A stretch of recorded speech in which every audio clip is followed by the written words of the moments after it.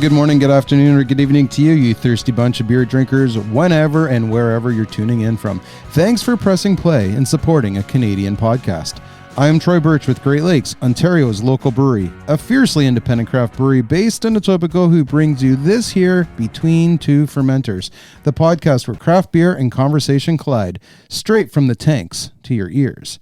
Today on the pod, I'm pleased to welcome someone who has quite literally lived a life in beer.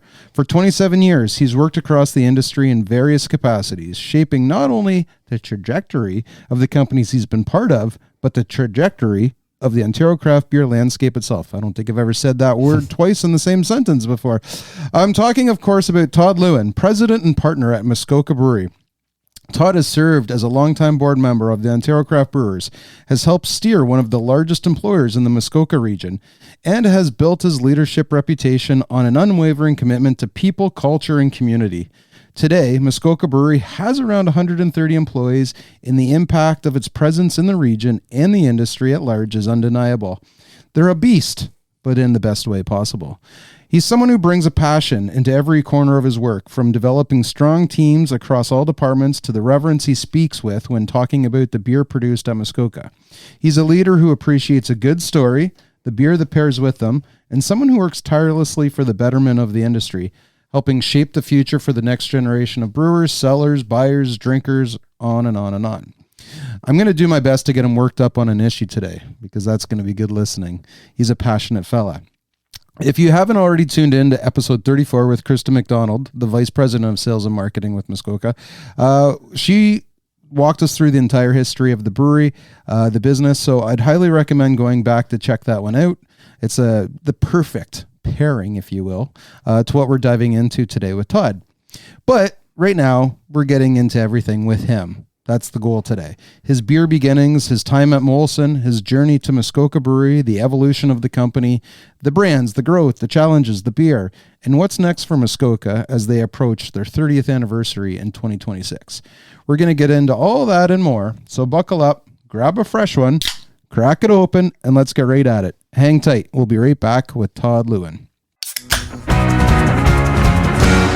It's Great Lakes Brewery, a fiercely independent craft brewery.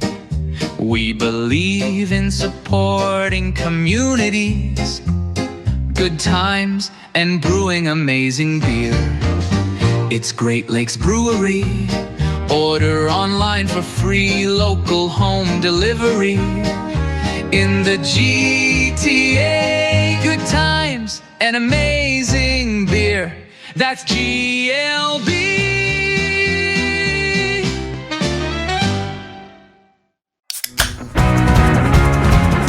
Hello, Todd.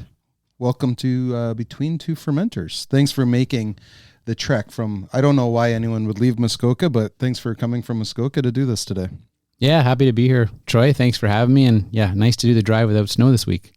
You come from the beautiful Muskoka region, but you're here in glorious Etobicoke, which is almost as good. So let's get you a beer. There's a Stalking Toe, our Clementine Pale Ale.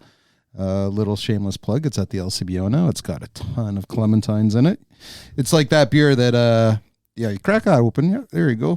I've been dying to try this one, actually. Well, it's on Christmas. You know, the guy who came up with the idea was Paul from the Woolly Pub in Guelph, and the write up on the back is what every kid went through for Christmas. You'd get clementines at your stocking. So he's like, what's better than clementines in your stocking at Christmas? Well, a beer that has clementines in it. So that's a nice low ABV. It's only 4.5, and it's a hazy pale ale with just tons of clementine. So it's at the LCBO right now. Nice.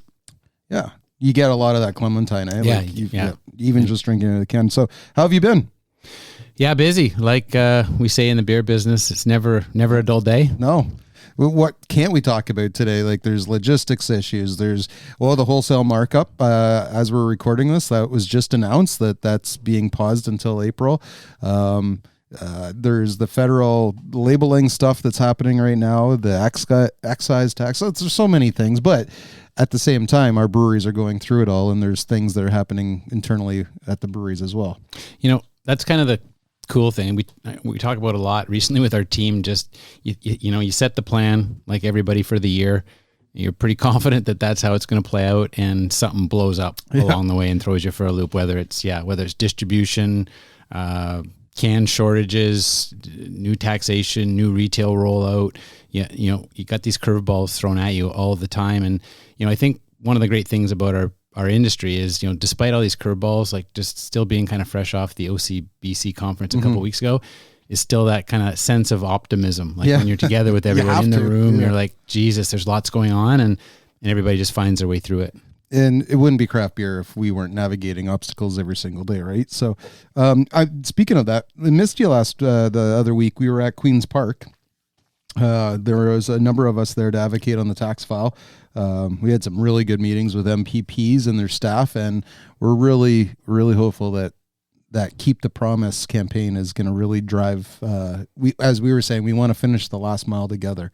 So, with that announcement back in, I guess, a year ago almost, or not even a year ago, the summer, the 50% reduction in basic beer tax, what has that meant to someone like you at Muskoka?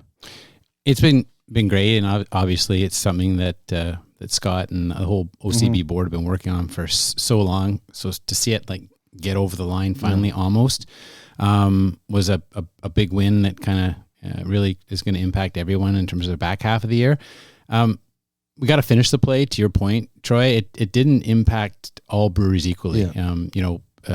Long story short, most breweries and craft breweries in the province fall under what is considered like a microbrewery status. Under 49,000 hectares. Yeah. Us and Steamless are a little north of that.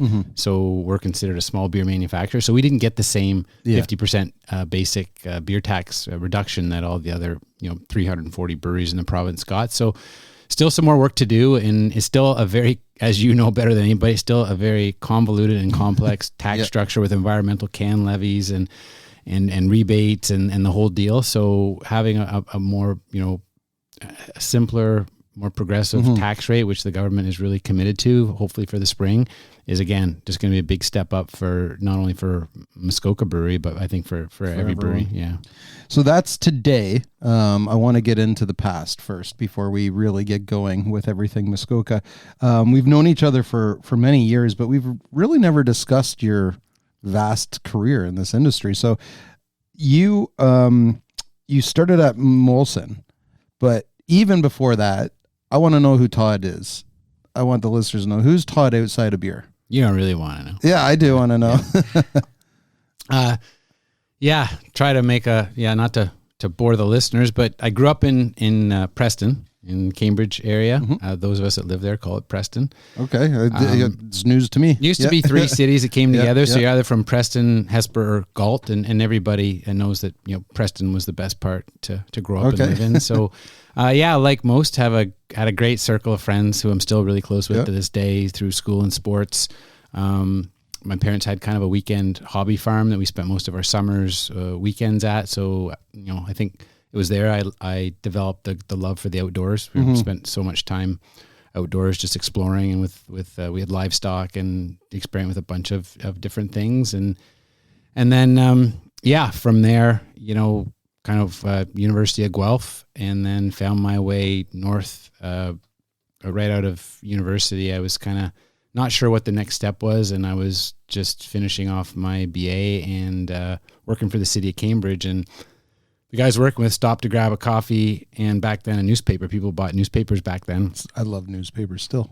And he said, "Hey, there's a listing for someone that can teach skiing in the day and run the social programs at night for hotel guests at Talisman Mountain Resort, which is maybe about 35 minutes west of Collingwood, up in the Beaver Valley." And he knew I skied, so he cut it out and gave it to me, and I drove up and applied, and I ended up doing that for the winter. It was a great winter, just teaching skiing, running casino nights and trivia nights and stuff for the hotel guests at night, and teaching skiing during the day, and end up getting into sales and marketing, and stayed there for 8 years before I kind of stepped into beer. Oh, so you did have a career outside of beer. A little one. Okay. Yeah. Like it's scary when you said 27 years, that's basically half my life is in beer. And that's a scary thought when you think about that. But yeah, being in the resort business and the hospitality business to start my career, that was really kind of the springboard to the next thing, which was beer and Molson. So would it be fair to say though that your LinkedIn profile says your whole career has been in beer, and beautiful profile picture, by the way, professionally done. So you did have 8 years outside of beer, but for your main profession has been cemented in selling and talking and building companies in beer. It has been, and I talk to my kids about this a lot. Like for me, I have to really believe in where I work and what I'm doing and the product that I'm selling. And, I think that's been lucky to be my whole life and career. I was kind of in the skiing resort business, which was all about fun and sociability. Yeah. And I went from there to the beer business, which was all about fun and sociability. And it was when I was at the resort at Talisman, we were doing a bunch of promotions. We sold a fair bit of beer. We had, I think Sleeman was a partner of ours and Molson at the time. And we ended up, I was running the golf course and the golf course bar. We ended up running this promotion because our Mondays were really quiet called Molson Mondays.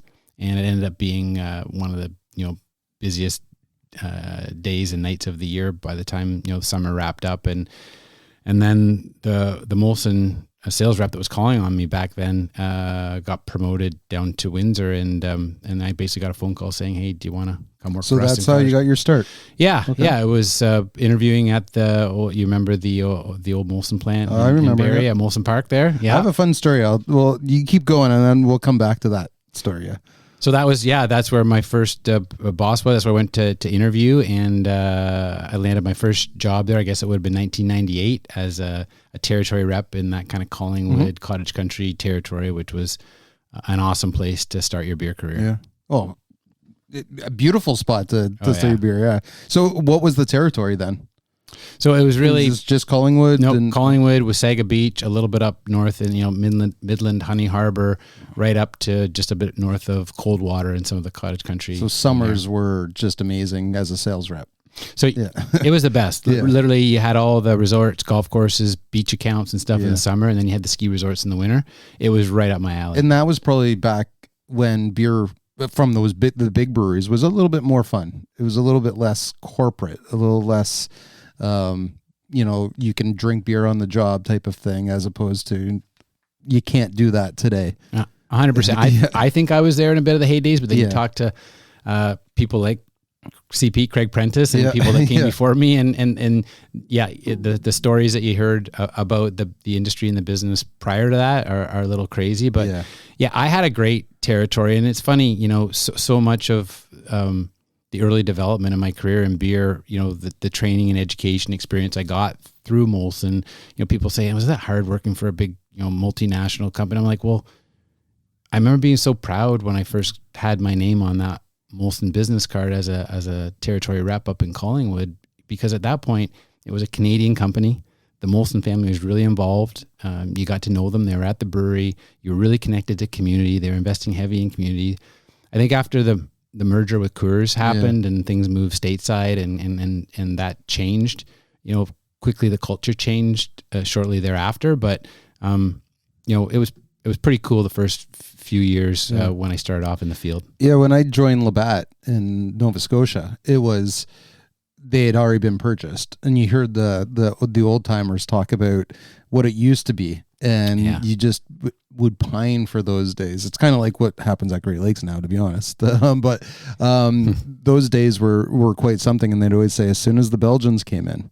But I'm proud of my time at Labatt, because even though I didn't have any big senior role, or I was selling beer in the retail store, but helping the reps get ready for, event or whatever, they put you through this beer training essentially. And it taught me a lot about not just the products, but about the whole industry. And I can remember sitting in one of those courses going, if there's so much more to beer, then why am I here, type of thing. So that's, I like to say they kind of kickstarted my career in beer. But back to the Molson Park. I used to go. We had an older friend who had a truck, so we would drive to Barrie. I'm from Bracken area, Aurelia. We drive to Barrie because we knew we could go through the drive-through back then. They had a drive-through beer store, and he would pull up and they would sell us beer at like 15, 16 years old. So, and then years later, when they decommissioned that brewery, I was working for 911 with the OPP straight out of college, and that's when the whole You want to see some pictures of the weed operation? That was. Oh yeah, I remember those. Wow. Yeah, that was quite the coup. I don't know how people didn't notice that this was under going their on. nose, right? Because like literally aging tanks, fermenters, the hallways, it was all weed everywhere. But I digress. So you landed at Molson, and you did a whole bunch of jobs over the years. You were there for 13 years. 13 years. So kind of walk me through the evolution of what happened at Molson. You went from a territory rep to, by the time you left, you're a sales director? Yeah. So, yeah, it was quite the journey over those 13 years, but I think a pivotal moment for me because, I always had a bit of a creative side and aptitude for marketing. I was doing that in the resort business prior. And after about 3 years as a territory manager, I think the brand side, the marketing team at head office was looking for more input from the field. I think they felt they were getting a bit disconnected from the field. So they took a flyer on a couple of us sales reps, and I threw my name in the hat and got promoted into a brand manager and channel manager working on different brands. First off was Molson Export, which still has I have a soft spot in my heart for that brand, and Coors Light, Canadian Light, Molson Canadian. But that was probably a pivotal moment in my career where, I was living in Collingwood. You got the great resorts in an area with cottage country. You lose your rep vehicle. I'm driving. Back then our head office I worked out of was at Young and Egg. So Young and Bloor. So I had to take the subway down. It was about 3.5 hours every day commuting and stuff. But the way I approached it was, if I'm going to learn about branding and marketing, then this is probably one of the best companies in Canada to do so in terms of budgets and sports properties. And to your point, even at Labatt, the training, I was part of this top talent program through Concordia University, where it was a cross-functional development program where you learn finance, you learn marketing, you learn operations, you learn brewing. So I think that having that cross-functionality early in my career, that I had both the sales and the marketing side. I did that for a couple of years, and then they opened a new department called field marketing, which was kind of the conduit between sales and marketing and bringing programs that the marketing teams would build and executing them in the field, whether it be at retail or at bars and restaurants. And I headed up that department because I was one of the few people in the company that had both sides. So it made me realize that, that throwing my name in the hat and really taking that chance early on, despite it was a pretty big financial hit and it wasn't easy on the family life, doing that commute. Yeah.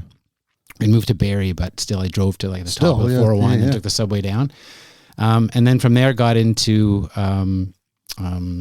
back into sales management and in terms of a sales manager down in the Kitchener-Waterloo, Guelph area. And then, sales director after that for, I think my last 3 years, before I was and sales director. downsized. Would that be Ontario or? Ontario was split in two. Okay. So we had two sales directors, urban and rural. I was the sales director for rural Ontario. So a bulk of the geography and those were fun years. So that was 13 years, and you just said the word downsizing. So I wanted to see, how did you moved over from Molson to Muskoka in 2011. You assumed the role of VP of Sales and Marketing. So what was your introduction to Muskoka, and how did that relationship begin? Yeah, so I think I got downsized in the fall of 2010. The culture had really changed at Molson. You did feel like more like a number at that point on the way out. I kind of had a feeling my number was going to be pulled at some point, not sure when, but you get that feeling kind of come fall. And so, through, wasn't sure what I wanted to do. Obviously it was, a tough period because you've got, you're out, you don't have a job, you got 3 kids. You're not sure what next steps were, but when I look back on it, it was such an interesting and rewarding time in my life because all I was doing is I made a point of sitting down to have beers or coffee with like 6 people a week, like 2 a day over 3 days, and just talking about all industries. Whether I get back in the resort business, did you want beer? I knew one thing I did know, that I didn't want to work for a big corporation again. I was probably leaning towards doing something on my own. I wanted skin in the game. Yeah. So I was looking at potentially franchise opportunities or some more entrepreneurial opportunities. And then a colleague of mine was in a leadership course with Gary McMullen. Oh, okay. Yeah. Who was the founder of Muskoka Brewery. Yeah. And at that point, Bob McDonald, the majority owner, had purchased the majority of the brewery back in, I think, 2008. So just a couple of years prior to that. And Gary had said to this colleague of mine, we're really looking at ramping up, investing for the long term, ramping up sales and marketing, and we're looking for someone to lead that. And Shane, a colleague of mine, friend of mine, said, "Yeah, I think I know the guy." So Gary and I think first met for a beer in December of 2010, and we dated for quite a while. Yeah. And I finally was offered the position of March in 2011, and that's when I started. So bit of a long. We share a little similar story in that respect, where I was on my way from Taps Media, and the Peter Bullitt at Great Lakes, I was going to be going there, but it took forever for him to finally commit. It was like 5-6 months of going back and forth, and finally one day, all of the staff there, Mike Lackey and Dave Beeman at the time, was just like, "Can you please just hire this fucking guy so we can get going?" Yeah. So, well, obviously when I met Gary, just his reverence in terms of the craft being such a founder, and he was, I think, the chair at that time of the OCB. Yeah. So I always knew, in terms of quality, their beers were great, and from a technical brewing side, Gary was obviously unbelievable. And then when I met Bob McDonald, you really got the other side of the coin in terms of his financial acumen, his big business experience, his longer term vision for the company. So I really felt the marriage of those two was going to be a good opportunity. And so I'll never forget, it was January. So I had met both of them. Obviously I didn't have an offer or anything, but thought it would make sense to take the drive up there and show my wife, Carrie, what it was all about. Back then, Muskoka Brewery was in the old granary building downtown. You probably remember it, Troy, downtown Bracebridge, probably about 8,000 square feet. And so we drove up in a cold, blustery, snowy winter friggin' day, get there, pretty much all downtown Bracebridge is closed. I pull up in front of the granary. I said, "Well, this is kind of," and she looked at me and she said, "Do you know what the hell you're doing?" And I said, "Trust me, I got a good feeling about this." And even the movie, the rest, there's nothing open to eat. Even the movie theater was closed on Monday and Tuesdays. There wasn't a lot going on, but it just, I think that second craft wave was just starting back then. I felt really good about what both Gary and Bob would bring to the table, and I just felt that this is the opportunity I wanted to go for. Yeah, that period, 2010 to 2019, we were the fastest growing manufacturers in the province, so it was the right time, right place. So that's how it started. And your wife, Carrie, was like, "What are you doing?" So I do have that question. How was that transition from, at that point, a massive corporation, because they became that massive corporation, to a brewery that at the time was it was a small brewery? Like you said, 8,000 square feet. Downtown was the first building you saw when you came into Bracebridge. What was the transition like when you finally walked through the door that first day? For me, it was exactly what I was looking for. I was kind of done. I never traded that experience, those 13 years at Molson Coors, just what we talked about earlier in terms of the experience and education and knowledge base that you got there. But I was looking for something very different. I was looking to have more ownership. I was looking for skin in the game. I was looking for more of that responsibility and connection to the business. It kind of, even though I was, VP sales and marketing early on, I felt that connection to the company and to the team. I think I was employee number 20 something. I was going to say, was there any other vice presidents then, or were you the first one? No, I would have been the first one. Yeah, I would say so. We were pretty small back then, but it was great. Gary and Bob were great in terms of giving me the flexibility and freedom to build the team that I needed to build, and go after it, and quickly went from there. But you also had to roll up your sleeves a lot, but I think I was wanting that. Like you had to be a jack of all trades. Troy, you had to be pouring at events. You had to, every once in a while when you're behind, even jump on the line in the back. And you were involved in so many aspects of the business, both front of the house and back of the house. But I think early on that foundation did set me up for what was to come. And it also provides that on-the-job training that you would not have got at Molson, for sure, right? So now you can speak about your canning line with reverence or with confidence, I should say, not reverence, but well, you can speak with reverence on your beautiful canning line that you have today. Yeah, now. So from VP to president to partner, can you walk me through that evolution? Yeah, so I actually became a partner in the business before I became president. So around 2015, part of my pitch to Bob and Gary early on was, give me 3 years, show you what I can do. And at that point, I just don't want to be an employee. I want skin in the game. And so that happened. And then, everything was rolling along pretty good. And then, Gary wanted to take a different path. Yep. It kind of happened suddenly, and Bob called me into his office and said, Gary's moving on to other things and wants to do something different with his career. And, I want you to step into the role as president. And I said, that's great. Love working with Gary. It'd be great to shadow him and learn, more about the role. And, he said, you're starting in 2 weeks. I'm like, fuck. Okay. And so here we go. And so it was trial by fire, which it was. And I think it was, again, the craft beer way. Yeah. But you know what? So I knew that I would obviously have the support of the sales and marketing team when that announcement was going to come out.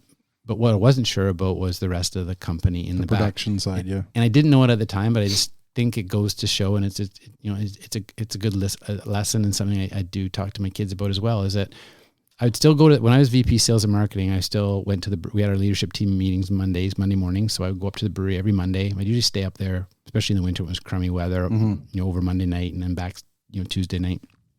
First thing I did whenever I got to the brewery is I walked the floor. I went in the back, said hi said good morning to everybody. So when that announcement was made, and I think if I had just stuck to my lane and stayed just maybe on the sales and marketing side, maybe I wouldn't have been as accepted as I was early on. But the surprising part for me was how quickly I got the support of the operations. They knew who you were. They knew me. You were a face they knew. It wasn't someone coming in from outside. But what was the evolution like? So over the years, so you had your 3 years, you showed them you could do it. Gary left. But that's a pretty big, maybe it's not, maybe it wasn't for you, but that was a pretty big change to go from just sales and marketing, more than that, but running the team, to now you're looking after the entire place. Yeah, it was. And I am more of a sales and marketing guy, and you gotta, in any leadership role, I think you gotta know your strengths and weaknesses. And for me, it was learning more about the ops side of the business, finance. And so, when accepting the role, I did say to my partner, Bob, is that, I'll for sure, I'll take it. First off, I saw where I thought the business could continue to go and grow.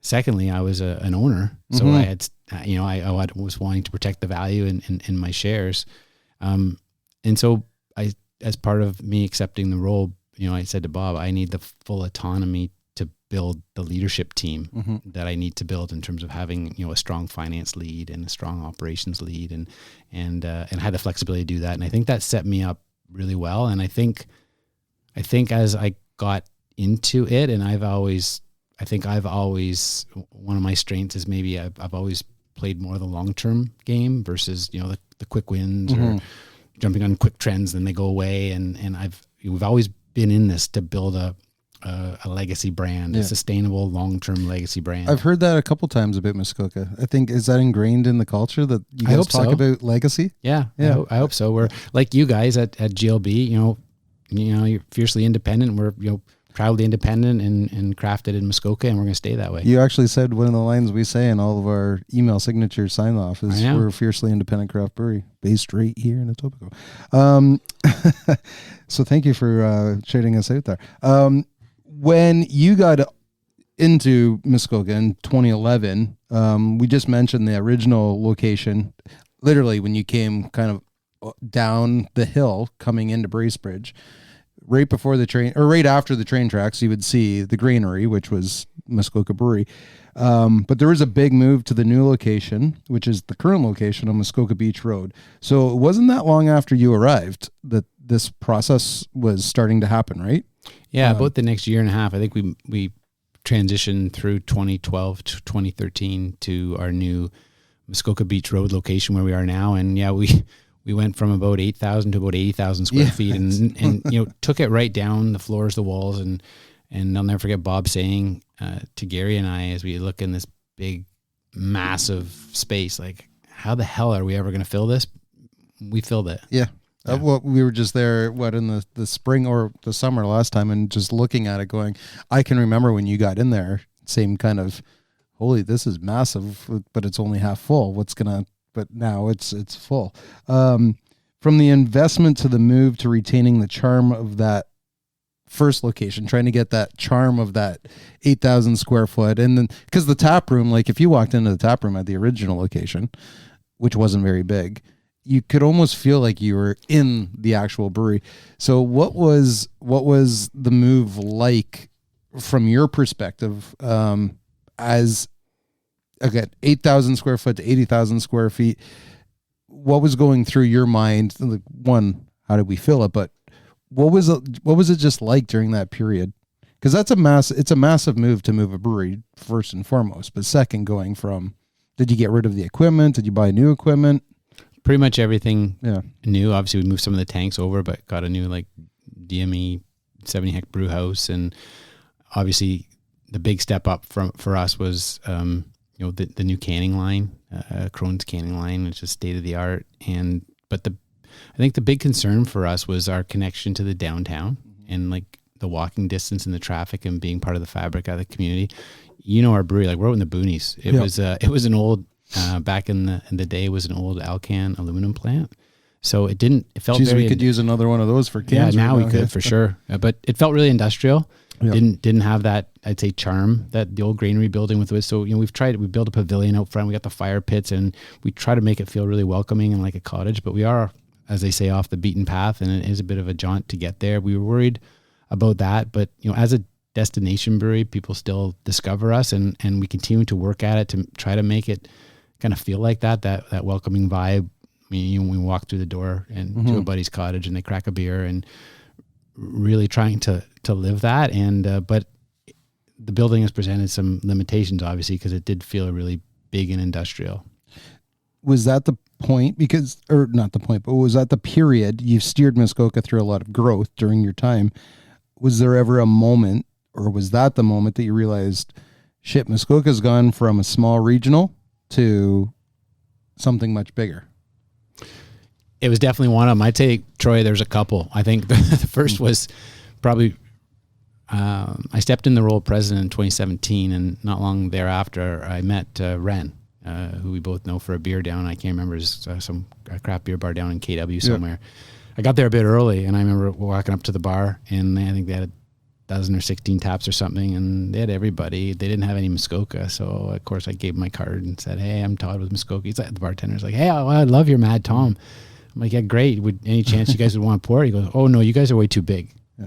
I'm like, "Oh, okay." So that felt funny to me, that even though the beer itself hadn't changed, that we had kind of outgrown that in it. I think you guys were on tap, everybody else was on tap, but we weren't. I think secondly, that was a big step change for us when we moved from downtown to the new brewery on Muskoka Beach Road. I think with the retail changes last summer and opening up to grocery, convenience, and big box like Costco, just knowing that scale and them wanting legitimate scale brands in some of those channels, making you realize that some of that work had paid off in terms of now we are a bigger than a kind of small, quaint regional brewery. And then every once in a while, it still hit you in the face. It did a few weeks back. I was with my son at the Jays Mariners game, and you got a detour on tap at the Rogers Center, and you just go, wow. Like when you think about walking into that old granary building for an interview back in 2010 and thinking that you'd be pouring, at the Rogers Center during a Jays playoff run, it still hits you like that every once in a while, which is the cool part of the business. We can both say that we were both you're there now. Too. Yeah. So, okay, so that was one. Was there another moment? You said you might have a couple other moments where you knew we've got bigger.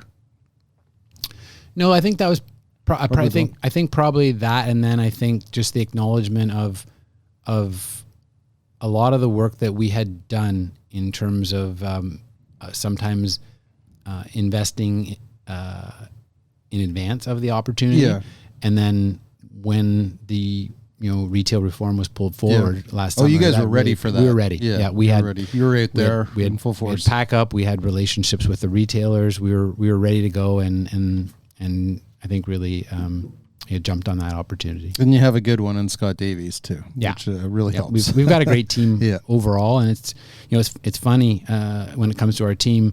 Early days, I think at one point we probably had 12 or 13 ex-Molson employees that I crossed paths with that had helped us in those early days get up to scale. And then even at the Craft Brewers Conference in Hamilton a couple of weeks back, there's so many people that are at different breweries that at some point their journey had gone through Muskoka. It was great. They're all succeeding and flourishing in new careers and in new breweries, but it's a small industry, as you know, but driving back from that, it was great to think, man, it's a pretty big network of people that at some point had run through our brewery. We were just talking about that at Queen's Park, because we were saying, one of the questions, like, are you scared of losing, or you can't retain staff? And the question was always no, or the answer was always no.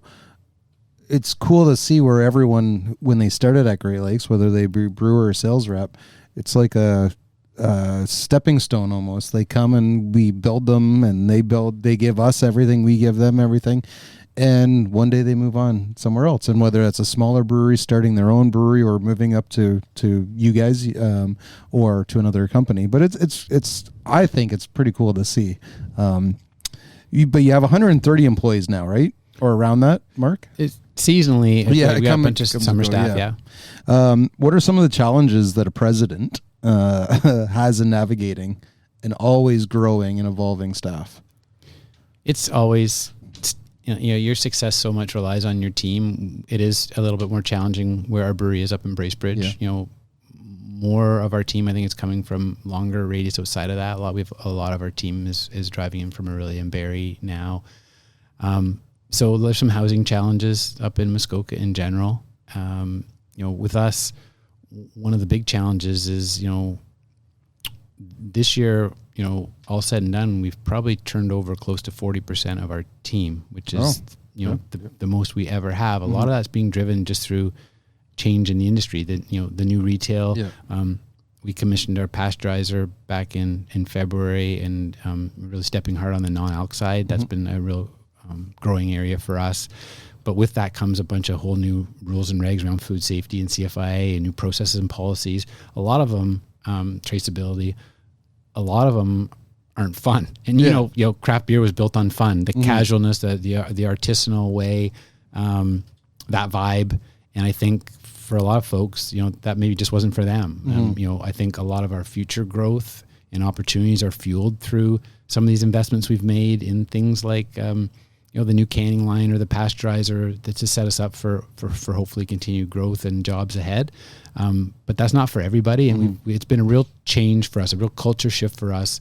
And it just means that we have to work harder to make sure we're injecting the fun back in the business, because, even think of, this time last year, you show up at the brewery, Troy, I'd say, hey, come on, I want to show you something new in the back. And we'd pour a beer out of one of the tanks and we'd walk around and say, now, you're not allowed to signing in. It's steel toes. It's glasses. It's on days we're producing non-alc. It's the whole hairnets and PPE, and so it's changed a lot for us. But we've got an awesome team. But it's like your extended family. Like when you lie your head at the pillow at night, you know all of the employees, the team, and you worry about everybody. Yeah. Over 15 years, or now almost 15 years, you've been part of Muskoka, and you've held a number of different roles, as we talked about. For someone who wants to grow at a company, what advice would you give them today? I know you said you mentioned something to your son and your kids about just walking the floor, but what's one leadership lesson that shaped how you run the company today that you could share with someone? I think it's that trust by walking the floor and having more of that open door policy. With me, it's kind of two things. It's the trust that you get. If you don't have that trust, I think the team would have a hard time believing you when you stand up there and talk about, here's our 2026 plan, and here's what we're going to do, and here's, they've pulled ahead, the government's pulled ahead retail reform, so, here's how we're going after it. They have to believe, and to believe, I think you need that trust. I still think that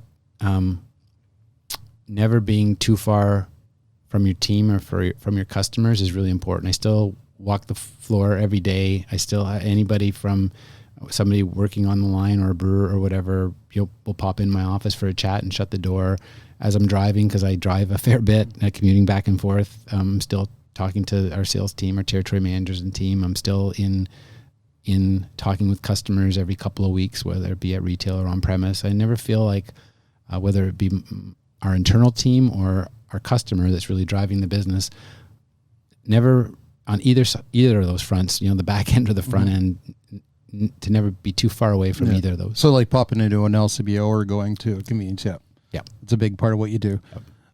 You mentioned some of the issues, and I've heard this before from Muskoka, is like when you're hiring, it's to get people to come up to Muskoka to live, because it's a long winter.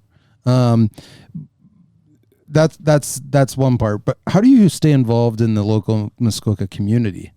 So now, you're 30 years coming up, and we're going to touch on later on. But how do you stay involved in the Muskoka community? The local community has been such a big part of Muskoka's success story. I'm sorry, I'm going to cut you off. I'm going to have one of these beers you brought me, Dry Irish Stout. That's from your That's a new one. New mix pack that's going to the LCBO. Yeah, crack it. I am going to enjoy it. I've never had this one before. Okay, so sorry, community, Muskoka. Yeah, obviously a big part of why we're still around 29 years later, a big part of our foundation. What do you think? It's nice. It's got some roastiness in there. Mm-hmm. It's only 4%, 4.5, 4.5. Oh, nice. Easy, good compliment to the other kind of stouts in the pack. And nice. But yeah, anyways, getting back to community. Sorry, beer always hijacks the conversation. Not to tout our new winter beard mixer, but we've always been pretty involved. Obviously, through our tap room, we've got our mug club trivia nights. We do a lot with other breweries in terms of a collaborative Oktoberfest with Lake of Bays and Sawdust City. In others, we've got our community venture fund, which is a bit of a give back through local charities, the local hospital foundation. That we do as well, where our team's involved with even things downtown Bracebridge, like the Santa Claus Parade and other things. I do feel, and we've talked about this a lot as we get into our 30th anniversary next year and our planning for that. I do feel some of that has maybe gone away since in the pandemic and never came back to the same degree. So I think calling out our 30th and celebrating, how we got here. Community. Yeah. I think that's an opportunity for us to, again, step on that a little harder than maybe we have. We did so much of it, and did so much of it actually during the pandemic, even with, frontline healthcare workers and all the give backs and connections with communities to keep everybody safe during. And that felt like some of those things just by osmosis, maybe just went away and never came back. It's been a theme on this show for the last, since we started, people talking about trying to reconnect with the fun side of the industry.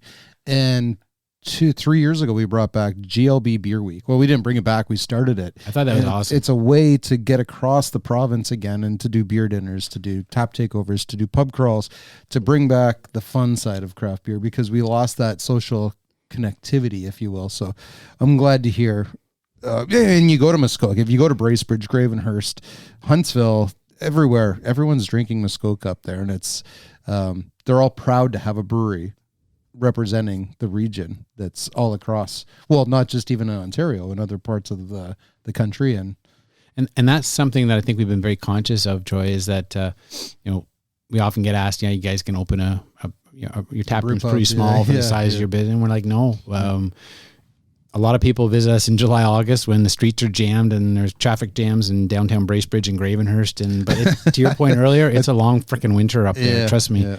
Do you get snowmobilers coming by? Yeah, we're right on the snowmobile trail, so we get that, and we've got our fire pits out front, the outdoor pavilion, which is great because we put heaters in there and people stay out there.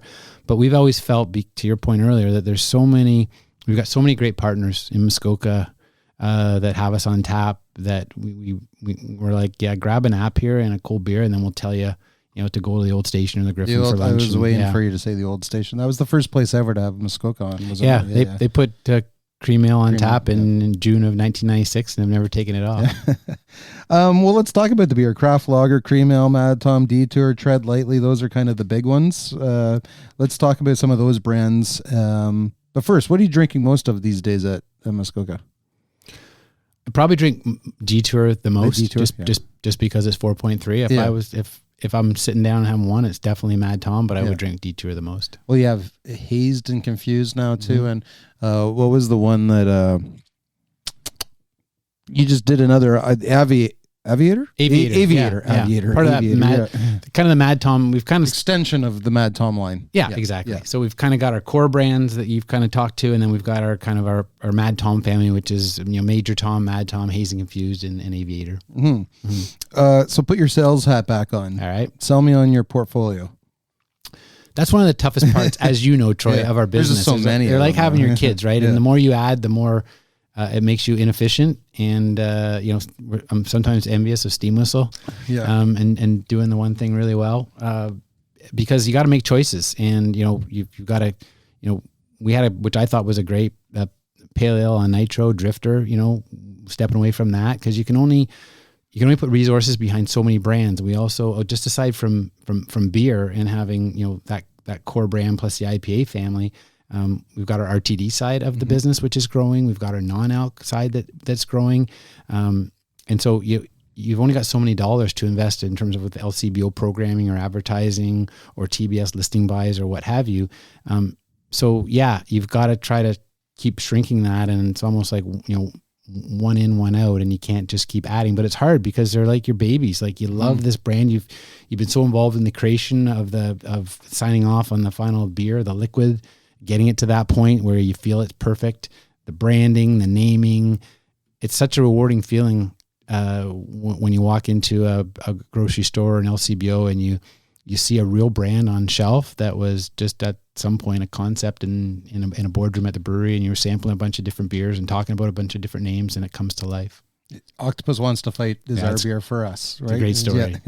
Yeah. Is there a beer from Muskoka's history that you feel doesn't get enough love or that you'd like to bring back?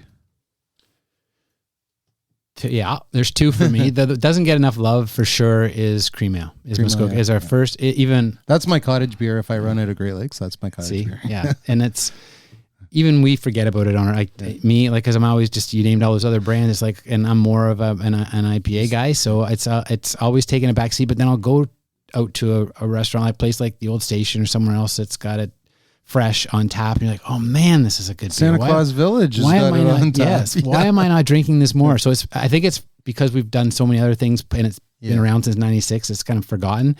And then one of my favorite beers, we had a beer that we'd launch every spring for a few years. First off in the big bottle, and then we evolved it to a can. Was our legendary Spring Oddity. As a Belgian golden style. I love that beer. Yeah, it was a good beer. I can remember when it came out, like the first time it ever came out. Unfortunately, I can too, because it came out, and back then it was in the big ball at 8%. And to launch it, we did a promotion at the Griffin, and Craig Prentice and I walked up to the Griffin. We were staying downtown, and we drank it like we were drinking craft lager. I think we had 6 or 7 20-ounce pints of it. And the next morning was like we had been drinking tequila all night. I would pay to see CP with 7 pints. It wasn't pretty.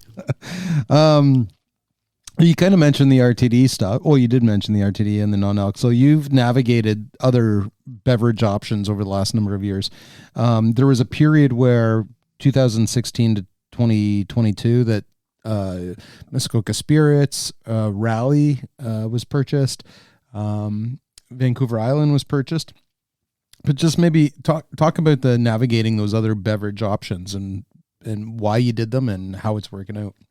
Yeah, there's lots there between all three of those things that you mentioned. We first got into big bottle spirits with our legendary Gin Audi in 2017, and then we launched, feeling like we were ahead of our time, we launched our Docker Gin and Tonic in the summer of 2018. And canned cocktails are just becoming the thing now, and we had that since then. I think it's determining with us, and overall our master brand and consumers participating and wanting to be involved with that.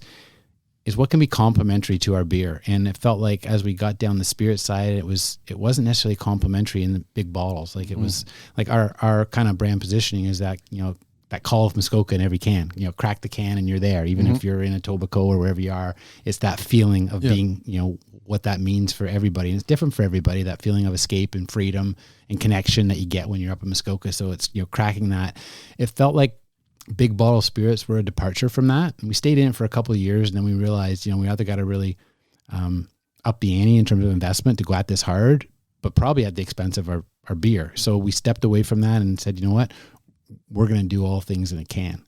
We've got this great new Croton's canning line. We need to pay for that thing, keep it humming. So really got into the RTD side with our hard sparkling water, which has done quite well in the mixer pack.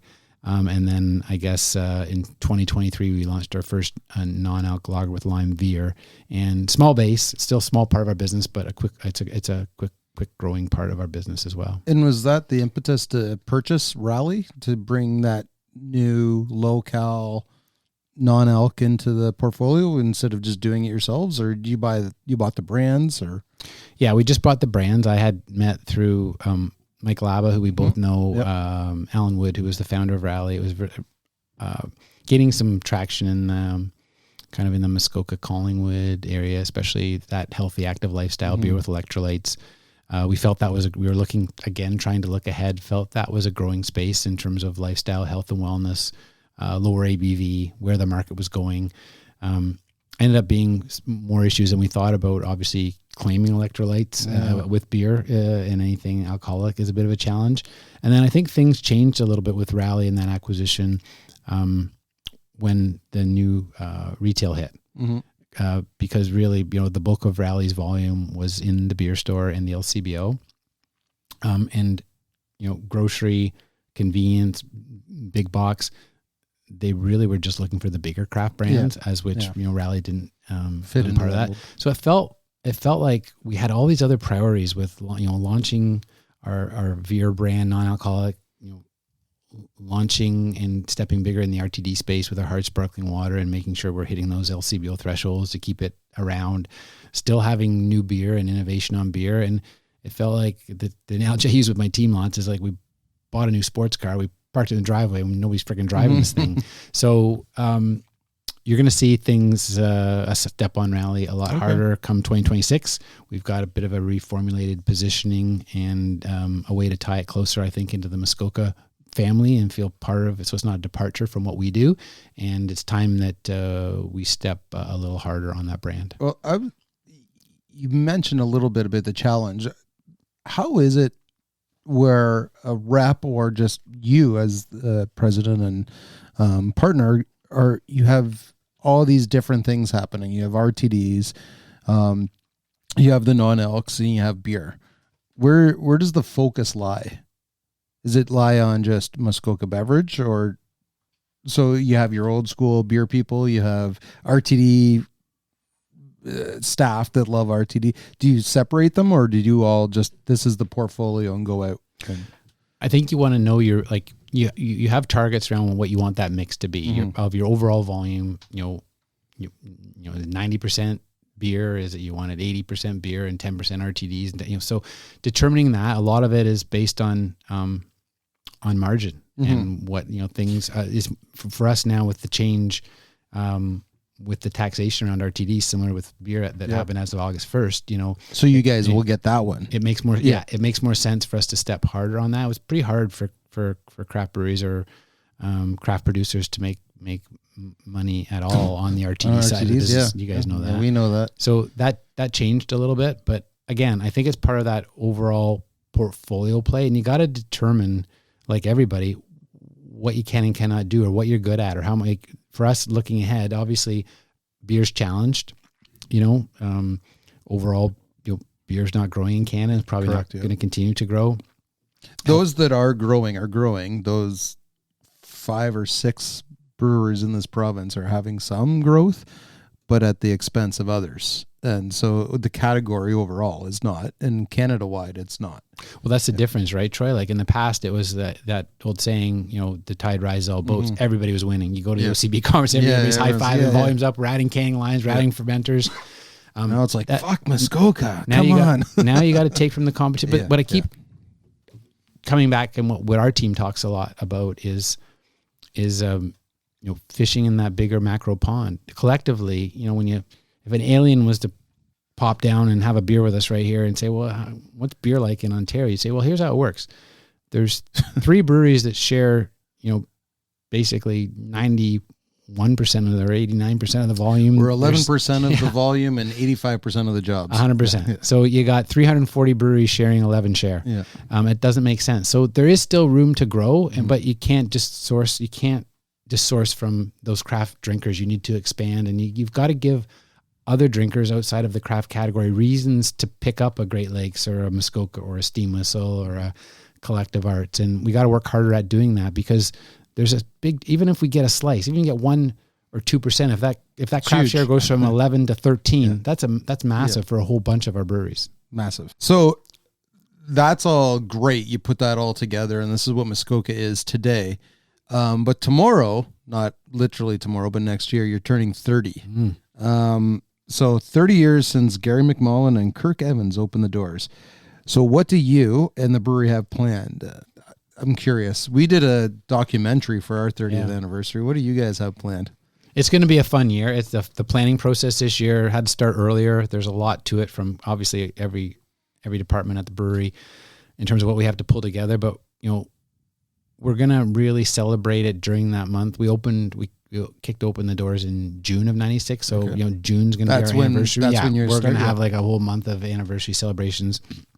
We're undergoing a major project right now, which Kristen and Kim are quite involved in leading the charge. We're going through our first rebrand in a decade. Okay. And it's significant. The last one was Rethink. I know that story well. You were so successful that they kicked you out to take Molson's business.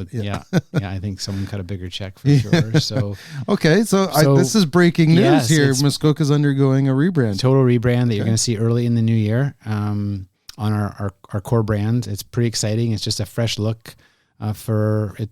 Again, it's been, think of a brand like Detour that still feels, I don't know why I'm dating myself here, still pretty new. That was 2014. Yeah. Right? That's 11 years ago. Yeah. And it's basically the exact same can that we launched it with. So it's just going to really... Do you fear there's going to be any, not pushback, but like, no, we know this brand. This is what we love about this brand. That's why we buy this brand. I understand the beer is going to be the same or even better than it was in 2014. I get it. But do you think customers out there are going to be like, no, go back to the way it was? Yeah, that's always a risk. Yeah, I think that's always... So part of... and maybe rebrand is the wrong word. It's more of a refresh. It's definitely a completely different look, but some of those key elements in terms of the colors and the Muskoka call out and the chair, which is iconic for us. We want to try to make it easy as possible. So that's the balance, right? Troy, you nailed it. Like how do you keep existing drinkers, but then have something new and exciting that new drinkers will want to come into? Because that's what you worry as a brewery that's been around since 1996. Is your core drinker base aging a little bit? Are they getting too old? How do you bring new drinkers into the franchise? So that is a big project for us, and you're going to see that start trickling out in the first part of next year. We're really excited. It's exciting. Once you see it and sign off, like on the artwork, which we've done, you're smiling big time when you're talking about this. You're excited about it. We just wish you want to. Now that we've done it, we're like, okay, let's just get it in the market now. But unfortunately, it's a major project in terms of running down your existing packaging, the timing of it. The cans don't match with the cartons. Trying not to... We went through it. We went through this. Friggin' major write-offs. 2019. We've gone through the whole thing. So, and we're smaller, but it still was, it was a very big undertaking, and just the logistics of everything was a nightmare. But at the end of the day, it paid off. It did. And you guys have some great, momentum and are definitely bucking the trend in terms of, beer in Ontario. And I think aside from this rebrand, which is probably our biggest project for our 30th anniversary, or the other thing that I think you're going to think is pretty cool is we're going to launch what's called a throwback pack. Oh, Pilsner's coming back. So, well, if you probably have. I'd say you've probably had all these beers at some point. So we ran last year a little bit of a social kind of contest. Okay. Via Instagram in terms of asking drinkers if you could bring back anything, what would you bring back? We did the same thing to our staff. We compiled all that. So cream ale's in it. Okay. Because you have to. You have to. And then we've added based on popular demand. We've Harvest Ale. That's not on there, but that just missed the cut, Troy. Yeah, okay. Yeah. So, you don't have to tell me, but I'm going to guess now. So Harvest isn't. Pilsner's got to be there in the silver can. It's not. No, it's not. Oh, that was such a good beer. Spring Oddity. Mm-hmm. Okay. I can't. Kristen will kill me if I get okay. I want to see the white can come back for the craft lager for just 1 year. So we are going back to a bit of retro branding and a couple that are in the pack. So it's a good mix of some beers that we had early on, like 96 through 98, and then and stuff, even including some of our Moonlight Kettle brands that did really well at retail as well. So it's a fun pack. It's an eclectic mix of some wacky beers that maybe don't necessarily go together, but we're calling it the throwback pack, and it's going to be a big part of our activation around our 30th. What about parties? Are you doing any parties? Yeah, we're going to have a big one at the brewery. I think it's the second weekend in June, maybe. Before Father's Day or around Father's Day? Yeah, it's close to that. We've had it in the past called Venture Fest, and we're kind of tooling it up this year to tie a little bit more into our 30th activation. Do you want a collab beer for that? We'll come up and brew with you guys. Yeah, sure. We're always good. Yeah, we're always good to do collabs. We're turning 39 this year, so you guys are older than us. So as a big milestone like this happens, because I know we went through it when we turned 30, it's a lot of looking back and going, shit, that was the year. That was the year out of all these years that I think put Great Lakes on the map, if you will. And I always say 2012 because that's when I joined. But that was a joke. You're allowed to laugh at that. It's funny because I'm going to say the same thing. So for you, for when you joined, yeah. But what would you consider the most pivotal year in Muskoka's history, other than 1996 when the doors opened? Yeah, so I wasn't kidding. It was when I joined in 2011. Yeah. Not because I joined, but at that time, you had called it earlier. We had gone through a total rebrand through Rethink, the agency. Up until that point, we were kind of known as this quaint little cottage country, Lakes of Muskoka cottage brewery. You drink cream ale or craft lager maybe when you're up at the cottage in the summer, and then you forget about us the rest of the year. So we really stepped on that kind of in terms of the branding, that iconic chair. At the same time, when we did the master brand, refresh or rebrand across our portfolio, in that spring we also launched Mad Tom, and I tell people I think that's what put new Muskoka on the map. It became craft beer aficionados. Yes, aficionados. And I was blogging back then. That's when we were like, Muskoka's now putting, like you said, the foot on the pedal, and coming up with who is Mad Tom and the legend of Mad Tom, and is it the famous Group of Seven? Actually, he was never a member of the Group of Seven. I don't think ever. I think he was on the fringes of that seven. But hung with him. What's that? Just hung with them. He just hung with them. Yeah, Tom Thompson. That's a good answer. So it really so up until that point, we were known for Muskoka Cream Ale, that quintessential cottage beer that you drank in the summer, but Mad Tom opened our brewery up to a whole bunch of new drinkers. I'd say younger drinkers. It skyrocketed. It quickly overtook cream ale as our number one beer, and it kind of blew our forecast out of the water. And I think that was really what set the tone for what was to come for Muskoka Brewery in terms of that new Muskoka Brewery. And I think Mike Laba at the time was your marketing director. Yeah.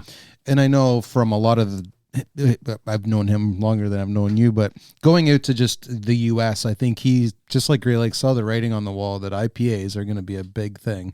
And overnight, that's where every brewery's bread and butter back then was, you can do a really good IPA, you're going to be out there. So that, that was born, that idea was born out of going down to CBC Craft Brewers Conference down. I think that year was maybe San Francisco, and then 4 years later in 2014, or 3 years later in 2014, it was with Detour too, seeing that people were loving their IPAs, but sessioning them were hard. You just can't drink a 6.5% beer all day long. I'll send a picture of Mike Laba at that Craft Brewers Conference, one in Chicago, one in San Francisco, and we were drinking Arrogant Bastard from Stone.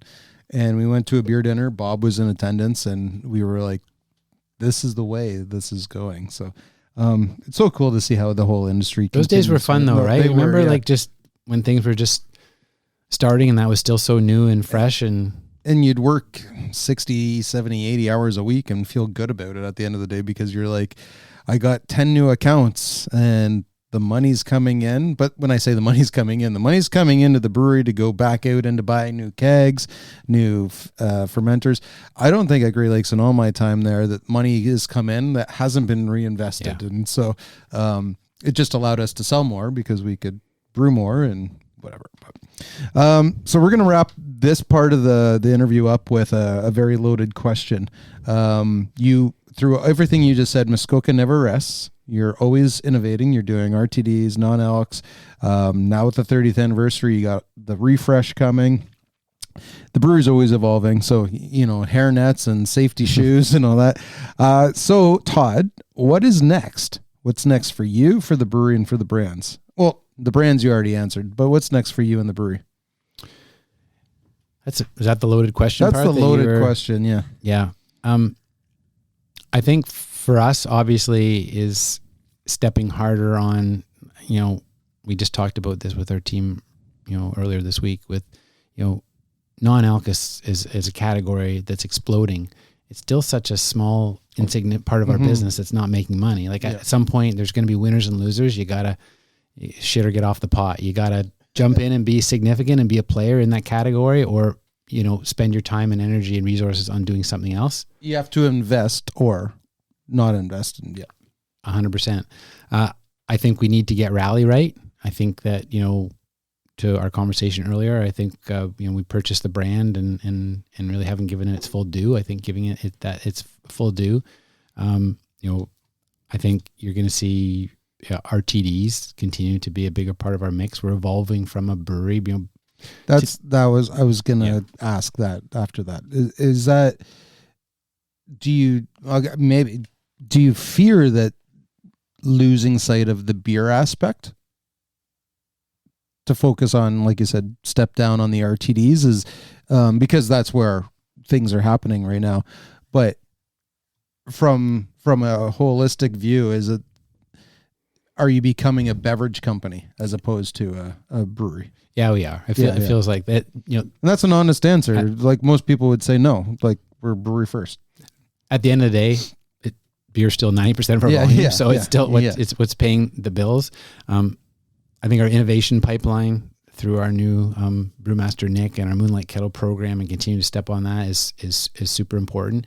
But I think equally important is what's complementary to what we already do in terms of our portfolio. Like you could kill yourself by like, do we need a cider brand, or is that a cat? And so we've determined for now, these are the three areas we're going to play in. Like I say, we've stepped off other things. Like I think we were in some higher end, I'd say canned cocktails, like espresso martinis, raspberry fizz, and long drink and stuff. Yeah. So stepping away from that, focusing more on the easy drinking, seltzer side, I'd say, but kind of focusing more on the core. Ideally, and it's hard to do, reducing our portfolio and making, in this new retail environment, you got to make your big horses work harder. Yeah. Like you really got to make the Detours, Mad Tom. The exciting thing for us is one of our fastest growing brands this year, again, is Mad Tom. It's Mad Tom? Yeah.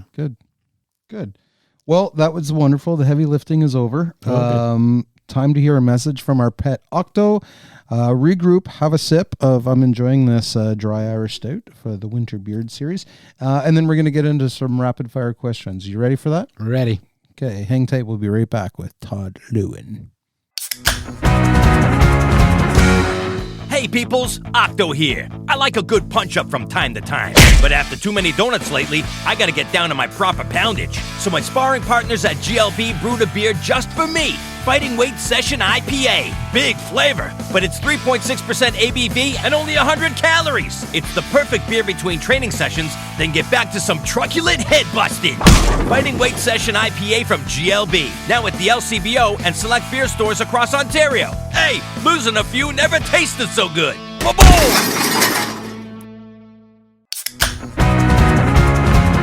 So we're back with Todd with some rapid fire questions.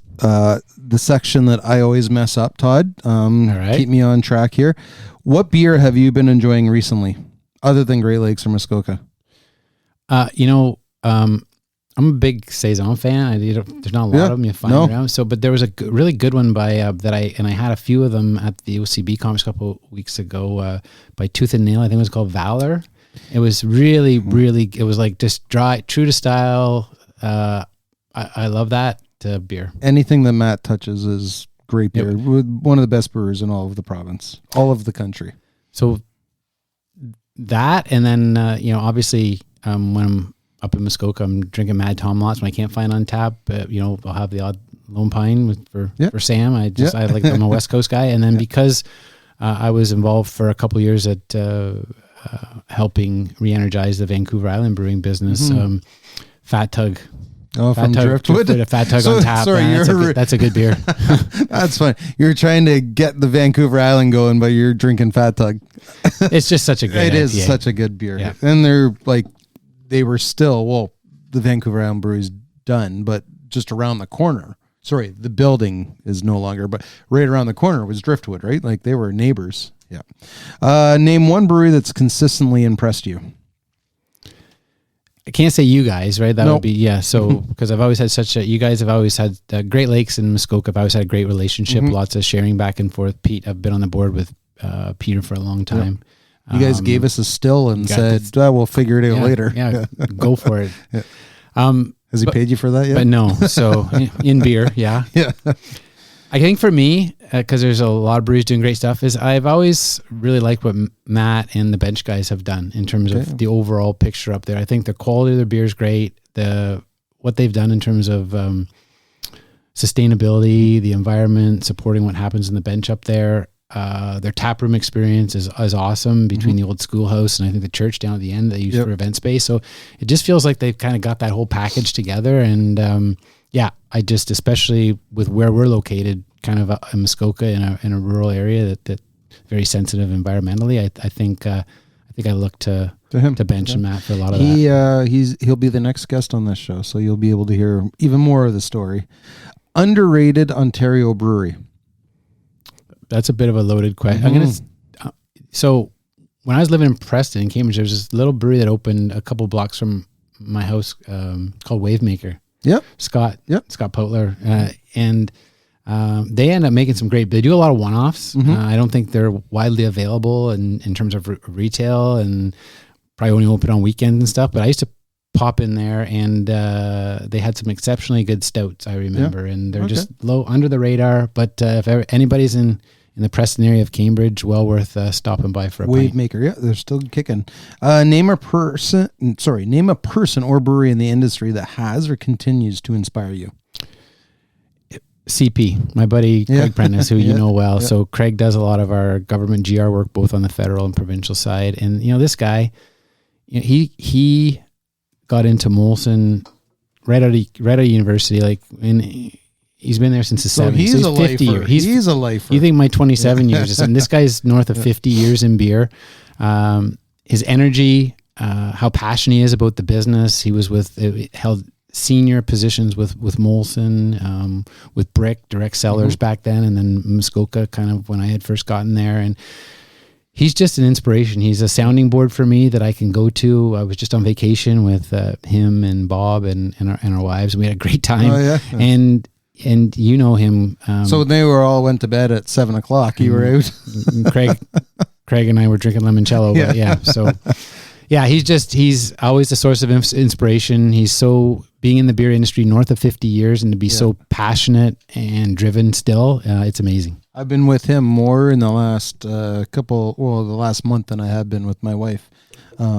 We've been all over the place together, which is... You got to sit beside him. I got to sit beside him all the time, all the time. he is one of my guys that I always can talk to about anything too. Best time and place to grab a beer? With me, I'm always in the sun. So it's on a Saturday afternoon on the dock. I knew a Muskoka definitely guy would say one, the or dock, yeah. in the winter, après, like top of a mountain somewhere with the sun shining and a lawn chair and a cold beer. There's nothing up better. at the cottage in the winter when there's a fire going and you're in your. I just chopped a bunch of wood, and that's the first. That's the first one. That's always great. You know, the other one that's really good is that first warm day of spring. We used to go to my parents' farm, and we'd have like a bit of a cookout, just wieners and beans and fire. And that first day where you actually take off your winter jacket and you're having a beer just in your t-shirt. It's maybe only you got the snow pants on, but you got the t-shirt on. Yeah. If you could only drink one beer for the rest of your life, what would it be? Yeah, Mad Tom's my favorite, but I couldn't drink that for the rest of my life every day. So if I was drinking it every day, I was on like a desert island, it'd have to be Detour. Detour. Okay. Best brewery you've ever toured? New Belgium was pretty cool. Just the scale and how buttoned down that was. I got to visit Stone as well 1 year, which was kind of neat. And I think in terms of tap room for me, I still like Hugh and the team. Quiddy Viddy, if you've never been, it's just the coolest spot right on the ocean. Shout out to Justin Fong and his team there. Yeah. Isn't it sad to see what's going on in the American breweries? Rogue just shut down, and like the New Belgium, the sales of Fat Tire have just plummeted, and Stone is, we all know the demise of Stone, and it's a big, rough time for the legacy craft breweries in America right now. Yeah, that Rogue news that came out last week, that was pretty big. Yeah, massive. If you weren't in the beer or hospitality industry, I think I know what you're going to say. What would you be doing? What do you think I'm going to say? You're a ski resort. Be either that or a creative, something like an agency or something, but it's got to be something outdoor. I'd say skiing. You're probably right. Yeah. You wouldn't want to be stuck in an office tower working on someone else's brand. If you could have a beer with just one person in the whole world, dead or alive, famous or not, who would you choose? Yeah, this is there's a lot of good ones. I think if I was only one, so my wife's dad, Don, passed away when I was kind of early on in my career at Muskoka, and he loved his beer, Carling Light, and so I used to bring all the stuff home, right? Like I just first started at Muskoka, so like Twice as Mad Tom, Oddity, and he'd like just be spitting them all out, going, "What the hell is wrong with you?" So to have a beer with him now and catch up, because he's been gone for quite a while, and show him that, you know, we got to tread lightly here. You love this beer. How far the beer business has come and how far Muskoka's come since his passing. I think that would be pretty cool. Nice. And the last question, Todd, best hangover cure? For me, it's two things. I think it's also time and place. Like if you're at a buddy's cottage and you know you got a couple more days, probably start with a Caesar. If not, you really need to get better quick. My thing is coconut water mixed with water and Emergency. You know those little packets, Emergency? A couple of leaves. Packet of that, stir it, and then hit the sauna. Sauna's a good one. Yeah. I swear by coconut water. Yeah. I swear by coconut me too. water. I thought you were going to say something to do with one of your rallies, your electrolytes. No? Okay. Awesome. Great stuff, Todd. Thank you so much once again for making the time to get here from Muskoka to chat about your career in beer, Muskoka Brewery, and everything else that we got into. So that was a lot of fun. It really was. And like I said, I really wanted to make this happen for a long time. And now I know a little bit more about you. So, it was awesome. Thanks for having me, Troy, and cheers. Cheers.